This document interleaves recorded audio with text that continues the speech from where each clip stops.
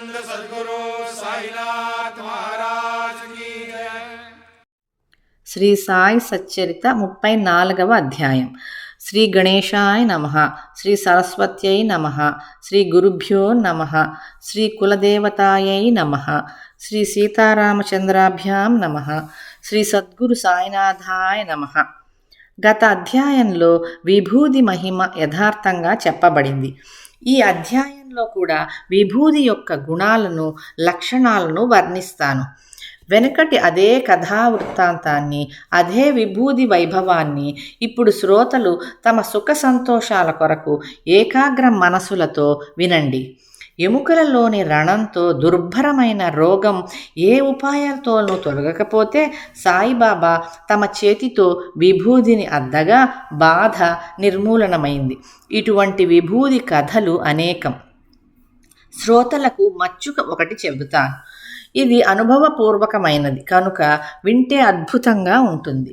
నాసిక్ జిల్లాలోని మాలెగాం ఊరిలో డాక్టరుగా ఉన్న ఒక వ్యక్తి యొక్క సోదరుని కుమారునికి వచ్చిన వ్యాధి బాధ ఏ ఔషధాలతోనూ తగ్గలేదు. అతడు స్వయం వైద్యుడు, స్నేహితుడు వైద్యుడు. అనేక రకాల చికిత్సలు చేశారు. వారు శస్త్రచికిత్స సమర్థులు. వారు ఎంతో అనుభవం ఉన్నవారైనా వారి బుద్ధికి ఏమీ తోచలేదు. ఎముకలలో రణం అనే జబ్బు. ఆ పదం అపభ్రంశమై ఎముకల రణం అని పేరు మార్పు చెందింది. ఈ జబ్బు దుర్భరమైనది, మందులతో నయమయ్యేది కాదు. అయినా దేశ విదేశాలలోని చికిత్సలన్నిటినీ ఏదీ వదలకుండా అనేక ప్రయత్నాలు చేశారు. శస్త్రచికిత్స కూడా చేశారు, కానీ దేనివల్ల గుణం కనిపించలేదు. చిన్న వయసులో ఉన్న అబ్బాయి బాధను సహించలేక విలవిలలాడుతుంటే ఆప్తులు, బంధువులు ఆందోళన చెందేవారు. ప్రయత్నాలన్నీ పరాకాష్ఠను అందుకున్నాయి. అయినా వ్యాధి ఏ కాస్త అయినా తగ్గలేదు. ఆప్తులు, మిత్రులు, బంధువులు దేవతలను ఆరాధించమని అతనికి సలహా ఇచ్చారు. దేవీ దేవతలు కానీ కులదేవత కానీ ఎవరు కూడా సహాయపడలేదు. షిరిడీ గ్రామంలో అవలియా ఉన్నారన్న వార్త వారి చెవికి సోకింది. వారు షిరిడీలోని సత్పురుష శ్రేష్ఠులు, యోగీశ్వరులైన సాయి మహారాజు కేవలం దర్శనంతో వ్యాధిని తొలగిస్తారని విన్నారు. అబ్బాయి తల్లిదండ్రులను సాయిని సందర్శించుకోవాలని కోరిక కలిగింది. భగవంతుని తలుచుకొని ఈ ప్రయత్నం కూడా చేయాలని నిశ్చయించుకున్నారు. వారు గొప్ప మహాత్ములు. వారి చేత్తో విభూదిని రాస్తే భయంకర వ్యాధి అయినా నశించిపోతుందని ప్రజలు అనుకుంటారు. వెళ్ళి మన అనుభవాన్ని తెలుసుకోవడంలో నష్టమేముంది? వెళ్ళి వారి పాదాలను వందనం చేసి చివరి ప్రయత్నం కూడా చేద్దాం. దానివల్లనైనా ఈ అపాయం తొలగవచ్చు. ఇది ఒక్కటే తరుణోపాయం అని తలచి అబ్బాయి తల్లిదండ్రులు సాయి దర్శనానికి ఆతురతతో గబగబా బయలుదేరి షిరిడీ చేరారు. వెంటనే బాబా దర్శనం చేసుకుని వారి చరణాలకు సాష్టాంగ వందనం చేశారు. అబ్బాయి యొక్క బాధను గురించి చెప్పి వారి ఎదుట నిలబడ్డారు. చేతులు జోడించి దీనంగా, దుఃఖపూరితంగా బాబాకు విన్నవించారు. వ్యాధితో బాధపడుతున్న ఈ బాలుడి బాధను మేము చూడలేకుండా ఉన్నాం. ఏం చేయాలో తెలియడం లేదు. వ్యాధి నయమవుతుందన్న ఆశ కనిపించడం లేదు. పుత్రుని బాధను చూచి మేము బాగా కృంగిపోయాము. సాయి సమర్థ, మీ అభయహస్తాన్ని ఇతని శిరస్సుపై ఉంచి బాధను తొలగించండి. మీ మహిమను విని మేము ఇక్కడికి వచ్చి అనన్య భక్తితో మీ శరణు జొచ్చాం. ఇతనికి ప్రాణదానం చేయండి అని వేడుకున్నారు. అప్పుడు కరుణామయుడైన సాయి వారికి ధైర్యాన్ని కలుగజేశారు. ఈ మసీదును ఆశ్రయించిన వారికి కల్పాంతంలో కూడా దుర్గతి కలగదు. ఇప్పుడు మీరు నిశ్చింతగా ఉండండి. విభూదిని తీసుకొని రణంపై అద్దండి. 8 రోజులలో బాధ తగ్గిపోతుంది. దేవునిపై విశ్వాసం ఉంచండి. ఇది మసీదు కాదు, ద్వారావతి. ఇక్కడ కాలు మోపిన వారు వెంటనే ఆరోగ్యాన్ని, క్షేమాన్ని పొందుతారు. ఇది మీకు కూడా అనుభవం అవుతుంది. ఇక్కడికి వచ్చి బాగు కాకపోవటం త్రికాలాల్లో కూడా జరగదు. ఈ మసీదు మెట్లెక్కిన వారి లక్ష్యం నెరవేరినట్లే అని తెలుసుకోండి. తరువాత బాబా ఆజ్ఞానుసారం బాధపడుతున్న బాలుని బాబా ఎదుట కూర్చుండబెట్టారు. బాబా అతని పాదంపై చేత్తో నిమిరి అతనిపై కృపాదృష్టిని ప్రసరించారు.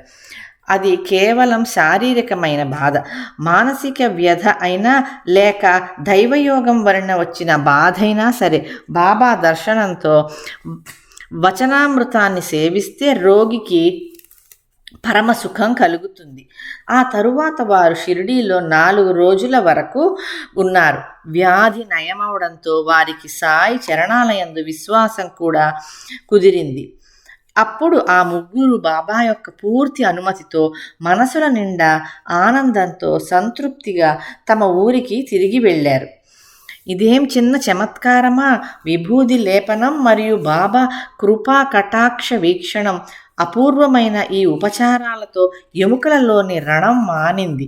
భాగ్యం కొద్దీ ఇటువంటి మహాపురుషుని దర్శనం, వారి ధైర్యవచనాలు, శుభప్రదమైన వారి ఆశీస్సులు లభిస్తే చాలు, వ్యాధి నిర్మూలనమవుతుంది. అబ్బాయి రణంపై విభూదిని అద్దుతూ సేవించగా కొంతకాలానికి రణం ఎండిపోయి అబ్బాయి ఆరోగ్యవంతుడయ్యాడు. ఈ విషయాన్ని విని మాలెగాం ఊరిలో ఉన్న అబ్బాయి యొక్క బాబాయి సాయిబాబా దర్శనం చేసుకోవాలని తలచాడు. ముంబైకి తిరిగి వెళ్ళేటప్పుడు షిరిడీ వెళ్ళి తన కోరిక తీర్చుకోవాలని తనలో అనుకున్నాడు.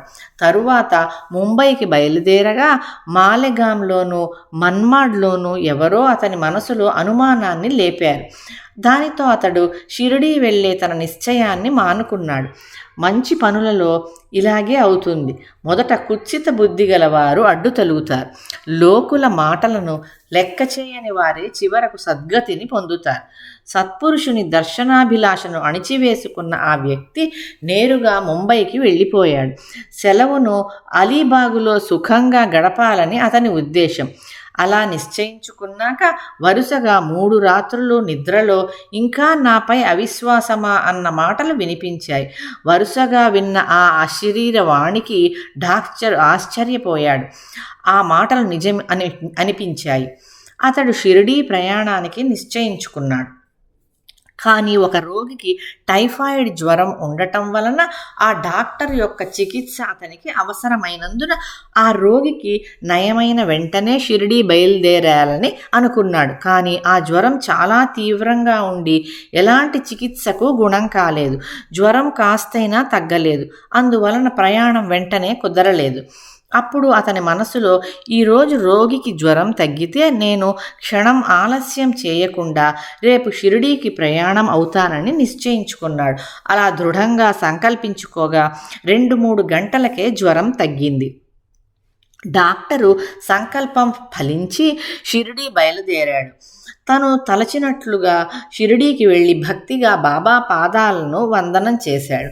బాబా కూడా అతని మనసులోని అనుభవాలను దృఢపరచి తమ సేవయందు అతనిని ధ్యానమగ్నుని చేశారు. తమ అభయహస్తాన్ని అతని శిరస్సుపై ఉంచి ఆశీర్వదించి విభూది ప్రసాదాన్ని ఇచ్చారు. డాక్టర్ సాయి యొక్క అమోఘమైన మహిమను గని ఆశ్చర్యపడ్డాడు. అక్కడ 4 రోజులు ఉండి ఆనందంగా తిరిగి వెళ్ళిపోయాడు. 15 రోజులు గడవక ముందే అతనికి ప్రమోషన్ వచ్చి వైజాపూర్కి వెళ్ళాడు. అబ్బాయికి ఎముకలలో రణం కారణంగా సాయి యొక్క దర్శన భాగ్యం కలిగి వారి చరణాలయందు ప్రేమ కుదిరింది. అలా అతడు శాశ్వతమైన సుఖాన్ని కూడబెట్టుకున్నాడు. ఒకసారి ఇలాగే డాక్టరు పిళ్ళే నారు కురుపు బాధతో వ్యాకులపడ్డాడు. ఒకటిపై ఒకటి 7 కురుపులు లేవగా అతనికి చాలా దుఃఖం కలిగింది. బాబాపై అతనికి చాలా ప్రేమ. బాబా అతనిని బాపు అని ముద్దు పేరుతో పిలిచేవారు. రోజు ఎంతో ప్రేమగా బాబు యొక్క యోగక్షేమాలను అడిగేవారు. ఉదయం సాయంత్రం మసీదు కటకటాల వద్ద బాబు కూర్చునేవాడు. బాబా అతనితో చాలా సమయం గడిపేవారు. వారిద్దరూ పరస్పరం హాయిగా ముచ్చటించుకునేవారు.